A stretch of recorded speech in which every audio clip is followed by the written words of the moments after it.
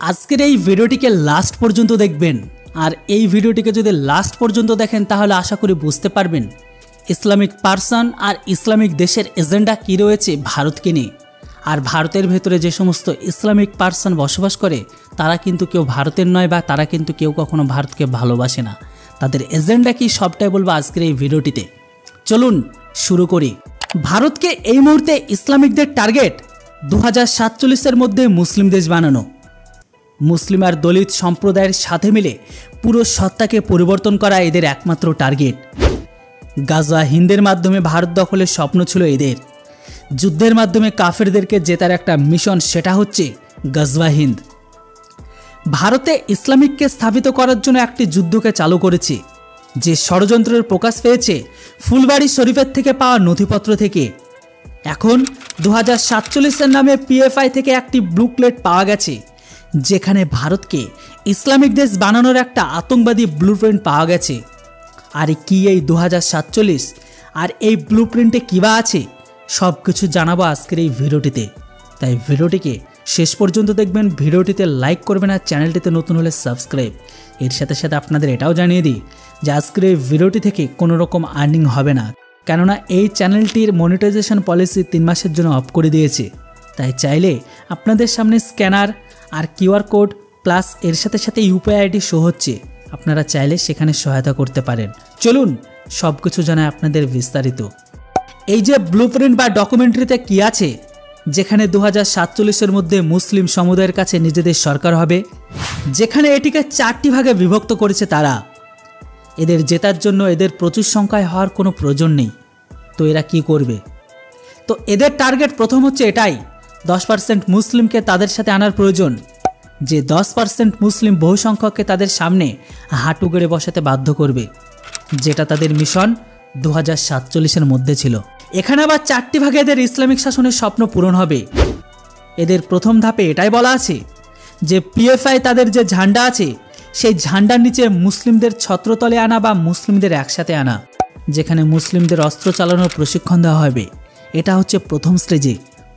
তারপরে দ্বিতীয় স্টেজে থাকছে তারা যখন অস্ত্র চালানো সম্পূর্ণ পারদর্শী হয়ে যাবে, তো সেই দ্বিতীয় স্টেজে হিংসাকে সীমিতভাবে সব জায়গায় ছড়িয়ে দিতে হবে ভারতের কোনায় কোনায়, যে হিংসাটা বেশি বড় নয়, লিমিটের একটা সংখ্যায় বা লিমিটের একটা জায়গায়, যার এক্সাম্পল আপনারা কিছুদিনের মধ্যে মুর্শিদাবাদে দেখলেন। এটার মাধ্যমে তারা দেশের বহু সংখ্যক মানুষজনের ভেতরে একটা ভয়ভীত তৈরি করতে পারে।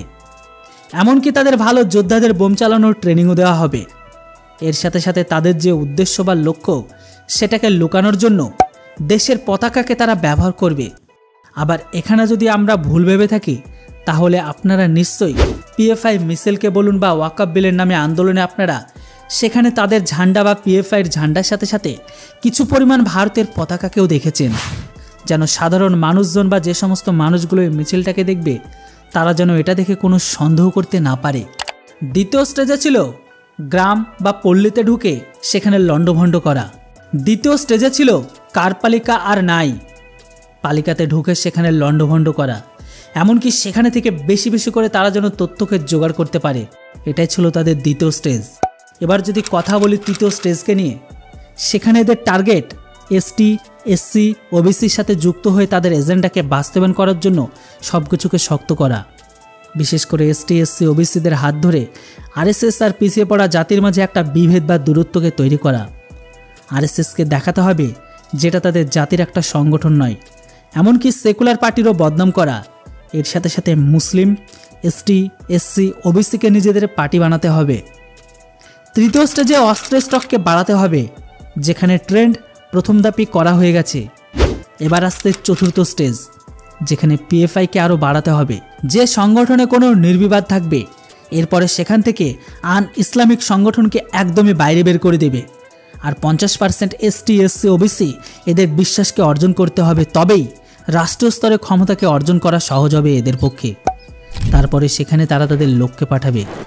পিএফআই কি করত, যে তারা আসল মুসলমান হবার মেসেজকে পাঠাতো সকলের কাছে। আপনারা যারা হিন্দুস্তানে আছেন তারা কেউ আসল মুসলমান নয়। তো এর জন্য কি করতে হবে? এর জন্য মুসলিমদের উপর মিথ্যা অত্যাচারের কাহিনী বানাতে হবে। এমনভাবে বানাবে যেখানে থাকবে আমাদের উপর অত্যাচার করছে, আমাদের উপর দলিত হচ্ছে, আমাদের উপর নানান রকমভাবে নিপীড়ন শোষণ করা হচ্ছে। মুসলমানকে ভয় দেখে ঘোরানোর চেষ্টা করা হচ্ছে, এমনকি ভারতের মুসলিমদের অসুরক্ষিত বলা হচ্ছে। আর এটার বলার কারণ একটাই, তারা এটাই বোঝাতে চাইছে হিন্দুস্তানে হিন্দুদের কারণে মুসলিমরা অসুরক্ষিত, হিন্দুরা তাদের জন্য বিপদ। এমনকি যেখানে আরএসএসকে বদনাম করার প্ল্যান ছিল, এর সাথে সাথে দেশের 60% আবাদিকে আরএসএসের খেলাফ দাঁড় করানোর চেষ্টা।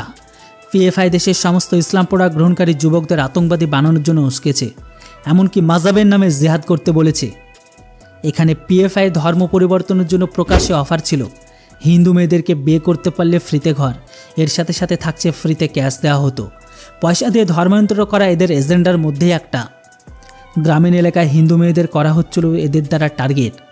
লাভ জিহাদ আর ধর্মান্তরীকরণ সব কিছু চলছিল।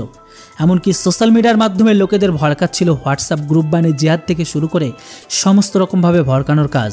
তো বন্ধুরা, আশা করি ইসলাম পড়া গ্রহণকারী 2047-এর মিশন সম্পর্কে আপনাদেরকে ক্লিয়ার করতে পেরেছি। এটির উপর আপনাদের কি মতামত সেটা অবশ্যই কমেন্ট বক্সে লিখে জানাবেন।